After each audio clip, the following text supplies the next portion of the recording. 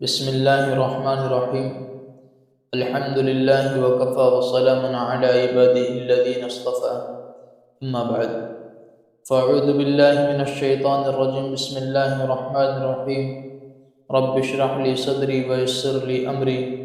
واحلل عقدۃ من لسانی یفقهوا قولی صدق اللہ العلی العظیم۔ محترم حضرات، گزشتہ ہم نے تاریخ نزول قرآن اور سب سے پہلے نازل ہونے والی آیت کے متعلق کچھ باتیں آپ حضرات کی خدمت میں پیش کی تھی۔ آج انشاءاللہ تعالی مکی اور مدنی آیات کے متعلق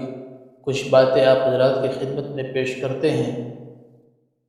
تو آپ نے قرآن کریم کی سورتوں کے عنوان میں یہ بات دیکھی ہوگی کہ کسی سورت کے ساتھ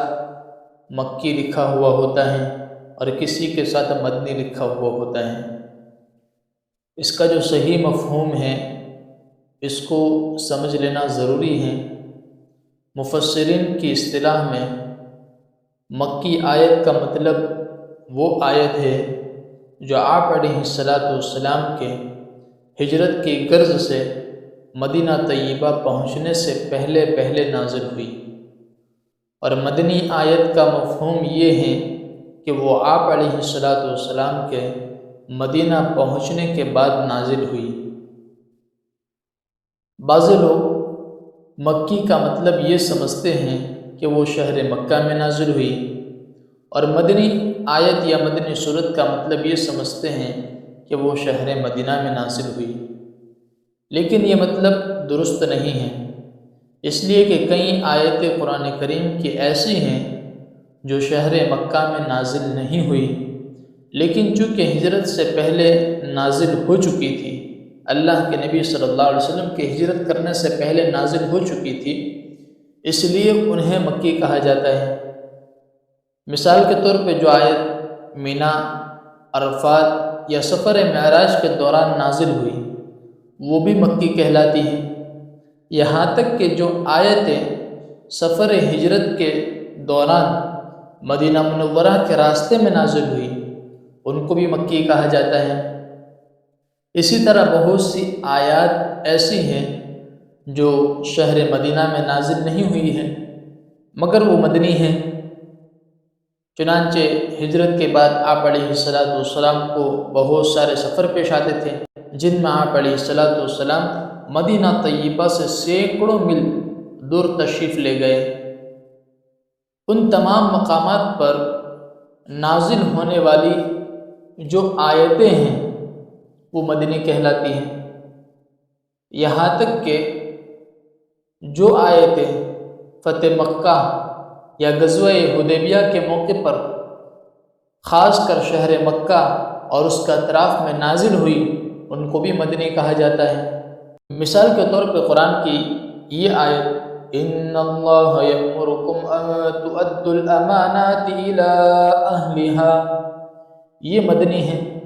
حالانکہ وہ مکۃ المکرمہ میں نازل ہوئی۔ پھر بعض صورتیں تو ایسی ہیں کہ وہ پوری کی پوری مکی ہیں یا پوری کی پوری مدنی ہیں، مثلا سورہ مدثر پوری مکی ہیں اور سورہ آل عمران پوری مدنی ہیں، لیکن بعض مرتبہ ایسا بھی ہوا ہے کہ پوری سورت مکی ہیں لیکن ان میں ایک یا چند آیات مدنی بھی آ گئی ہیں،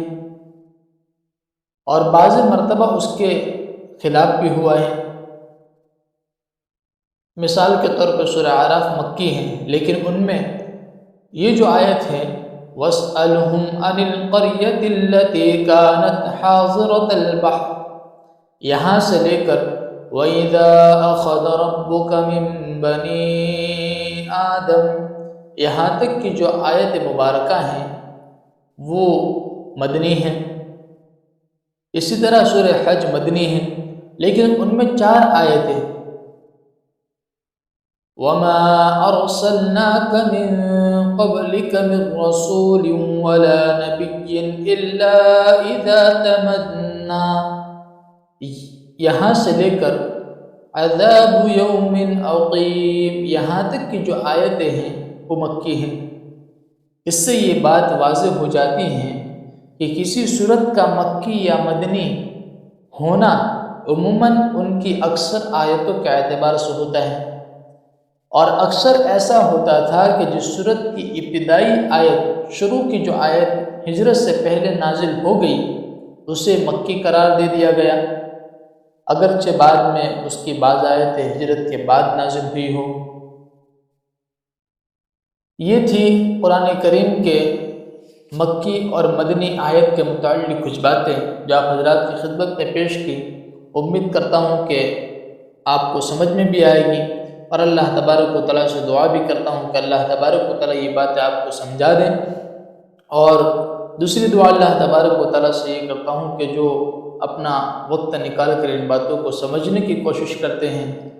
اللہ تبارک و تعالیٰ انہیں دنیا اور آخرت کے تمام بھلائیوں سے نوازے، اور جہاں کہیں بھی مسلمان پریشان حال ان کی پریشانیوں کو اللہ دور فرمائے،